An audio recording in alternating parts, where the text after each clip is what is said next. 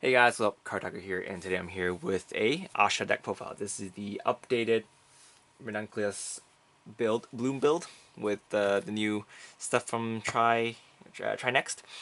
So before I get started with the Trinity Dragon deck profiles, I wanted to finish at least more of the Try Next deck profiles because I was away last month, so I didn't really have time to make deck profiles for that. But since I have more time now, I'm gonna get this out of the way first. First off, before we start, I want to say that there are multiple builds for this deck. There's one that uses Sunflower Maiden, I think it's Friend of the Sun or something, Lonnie, and Marijika. And there is a build that runs full Ahsha. So this is the build that runs full Ahsha, but I do have a build for these in mind already. So if you guys want to see that, comment down below to let me know, and I'll probably post that sometime next week if I do get it out of the way. But the deck is pretty similar, but it's there's a sort of a different play style about that. But both builds in my opinion are still pretty good. So um, yeah, I personally prefer this build because I like Ahsha more than I do those cards. But if you want to have a deck that can hit higher numbers, I believe that that deck is probably better than this one. But yeah, anyway, let's get right into deck profile. So for the starting Vanguard, running two Elmies. So this is the starting Vanguard from GB06. I'm not going to get too into the old cards because you guys probably know what they do already. I've been running this in my previous build, so two of those. What you should take note of is the new Ahsha. So this is the triple rare from the character booster. And what she does is, Bloom, Generic 2. When your other unit with the same name as this card is placed on a Vanguard circle, counter charge 1, so charge 1. At the end of each turn, choose one of your choose a card from your hand and you can call it to a Vanguard circle. And the third skill is to counter blast 1, so blast 1. During your turn, when a G unit strides on top of this card, you may pay the cost. If you do, choose from your rear guards and search your deck for a card with the same name as that card. And then call it to a rear guard circle. And then shuffle your deck. And then the call unit gets boost. So giving it the boost is very useful. As you can make your grade 2s into boosters, which does help hit for pretty big numbers. And yeah. So 4 of these. Also, her second skill combos with her first skill. So if you want to call a Thuria to copy the Ahsha name, you can counter charge and soul charge with that. So it's very good. And then you can just bounce back your Thurias during your own turn so that you can copy it into another name. Or if you're using, I'll explain that later. But next, running 3 Ahsha. So I'm running 3 different art just because it looks pretty. This is also another reason why I'm running Ahsha instead of Sunflower Maiden, or whatever her name is. But yeah, basically she's here to have a more consistent use for your rear guards, since most of the support is reliant on Ahsha. So if you misride, you can still have an Ahsha Vanguard. But yeah, preferably you don't ride into her. You ride into her instead, because her effects allow you to do more things on your opponent's turn, as well as set up for your your own turn. But next, we're running for Noel's. So this card is very expensive. If you don't want to run this card, you can run. I guess you can run the Lonnie build instead. But I do believe that the Lonnie build does also run Noel. So if you want the strongest deck, I strongly suggest you pick up some of these because these are very strong. I ran a deck without her before, simply because I didn't have it before, but she does make a big difference. So what she does is, Generic 2, choose a card from your hand and discard it. If you have a Ranunculus Vanguard, during this turn, this card can attack from the back row. It does give it a new ability, which is to attack from back row. But yeah, basically you just need to know that she attacks from the back row. And the second ability is Bloom. When a unit with the same name as this card is placed on a rear guard circle, during this turn, all units in the same column as this card get plus 4,000 power. So it stacks not just 1 unit, but 2 units. So if you have 2, then it can, get pretty big. And since you can attack from back row, you have a 2, then you can just attack with this one and, attack with that one. And this deck does run a lot of stands, so it becomes very deadly later on. Next, running for Thurias. So this card is a very important card. She copies name of any other card so that you can play around with your bloom abilities. She's an old card, but she did get reprinted as a promo in the Try Next promotion pack. So you can pick up these pretty easily now. So yeah, 4 of those. So I actually cut out one of the grade 3s in order to play an extra one of these, since we are running 12 grade 2s. Next, we're running 4 Anemas. So she's from the trial deck, and she's very cute. But her bloom ability is Rearguard Circle up Trick 1. When a unit with the same name as this card is placed on a Rearguard Circle, you can choose 3 units, and they get plus 2,000 power. And then if you're Ranunculus Vanguard, during this turn, this card gets boost. So she's a grade 2 boost, and she also buffs your other units. So she, for me, replaced Greenshot Elf, because she doesn't only buff Greenshot Elves, but she also buff other units, which is important sometimes because your main attacker is Noelle, so being able to buff her is important. If you want to play a budget build, I think you can just replace these with Greenshot Elves, but I don't recommend it. But yeah. But again, if you're playing budget, you probably wouldn't be playing Ahsha anyway, because this is like the least budget friendly card right now. It's like one of the most expensive grade 3s in the game, so don't recommend to play this deck if you're trying to play budget. So, whoops. Alright, grade 1s, I'm running 4 of the Perfect Guard Gs. You can run anything else. You can run the new Perfect Guard if you want, but I'm running this because sometimes her counter charge isn't the most reliable. So I'm running these to make it more, make myself have more open counter blast. Since I do run Primavera, and sometimes I do need that 3 open counter blast. But yeah, actually, most of the cards in this deck don't require that much counter blast, but in the events that you do, you can do it. Since you do actually use up a counter blast with her every turn, it does stack up. Next, we're running 4 Shroud Fodders, so pretty self-explanatory. We're running 7 grade 3, so running the extra Shroud Fodder does increase the chance of you being able to Shrine. Next, we're running 4 of the new rare from the character booster. For me, she replaced Katrina, but I do see people running both her and Katrina. It's a more grade 1 oriented deck, but for me, I'm just running 4 of her. So what she does is bloom. When a unit with the same name as this card is placed on a Vanguard circle, if you have a grade 3 or above Vanguard, you can choose 2 of your units and they get plus 4,000 power. And then her second skill is Generic 1. Choose a card, normal unit in your drop zone and put it back to the bottom of your deck. At the beginning of your main phase, if you have a Ranunculus Vanguard, you may pay the cost. If you do, return this card to your hand. So she's also good because she can return to your hand and you can call it out to reuse her effect. And you can also choose normal units to put back in your deck to combo with your Bloom plays. Pretty solid card overall. She doesn't stack as much power as Katrina, but I think it's a worthy trade-off. So, yeah. Running 4 of her. Yeah, running her over Katrina is just a personal preference. I like running these 2 new cards more because they're more flexible compared to their old counterparts, like Greenshot Elf and Katrina. And we're running 1 Maiden of Sweetberry. She's just a filler card right now, and she is a wild card pretty much, so you can transform her into any one of these cards you have on the field already. So you can trigger Bloom. Very, very useful card.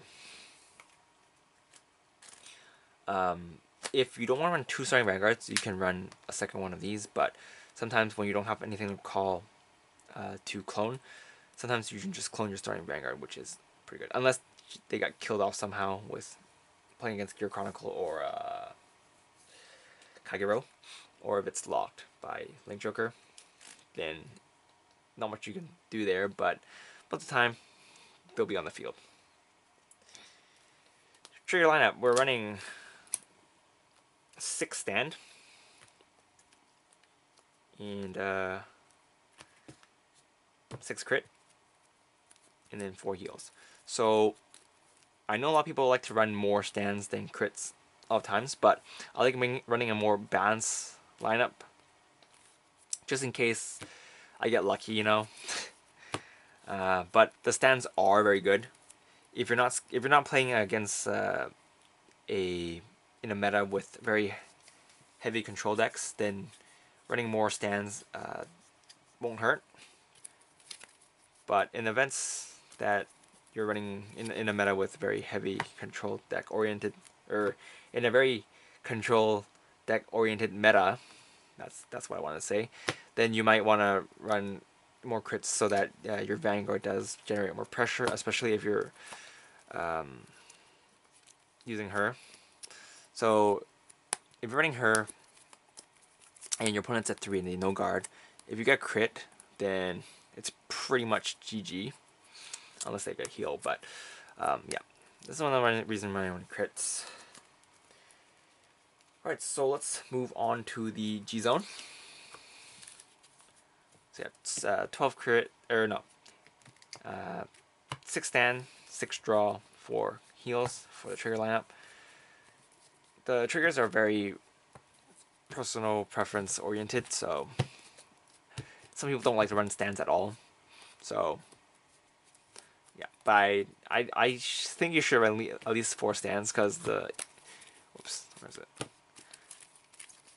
This stand is very good, so helps it stacking more power for your Noels, so you can swing for even scarier numbers, which is definitely very good, and they're reusable, so that's also a plus. All right, so the trigger lineup, strat lineup. So running 3 of the old Ahshas. Don't need to explain her. Running 2 of the GR Ahshas just to in combination. Some people like to run 1. I like running 2 because of that extra crit she gives. And she does actually generate a lot of power for your rear guards, so it's pretty good. I don't have space for a 4th one of these, so you won't get the 20k, but the 15k does, it works fine. If you want to run a 4th one of these, you can run 1 less Inverno.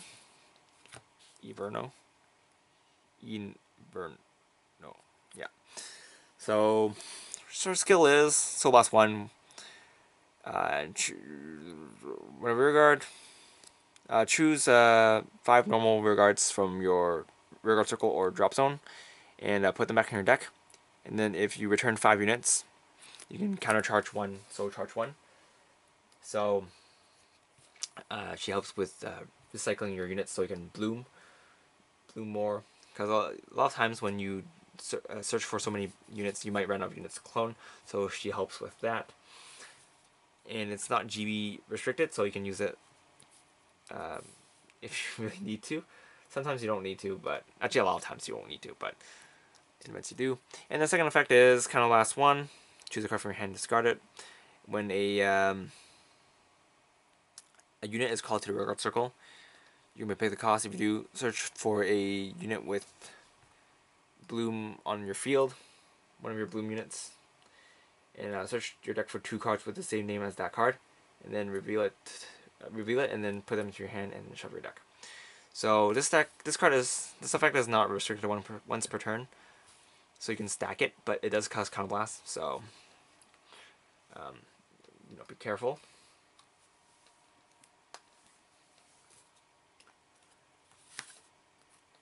And then we're running 1 Primavera for the Chain Attack Madness. Yeah, she's pretty good. Some people like to run 2 over the extra Inferno. So I think 1 is fine. So yeah. Next, running 3. I forgot her name, but it's the GR from the Fighters Collection, and she's still a very good card.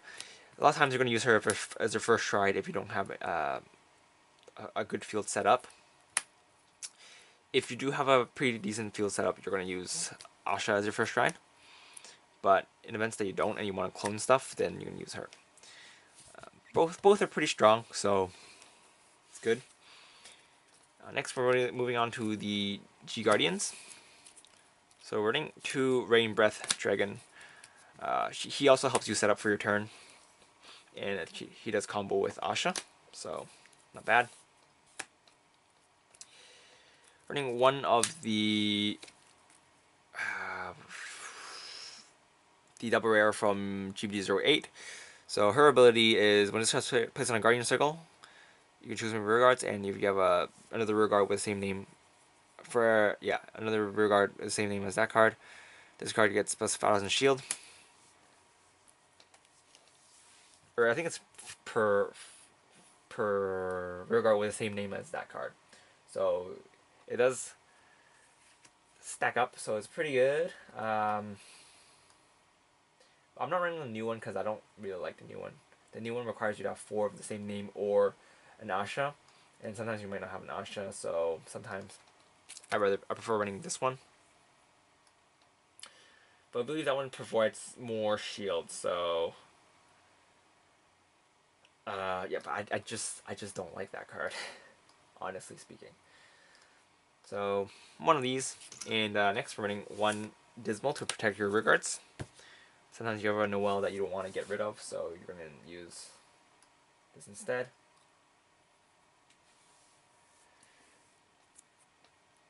And running 1 Screw. So Screw is in case you don't have anything on the field to boost your shield value. So you're going to use this just as a 25k shield.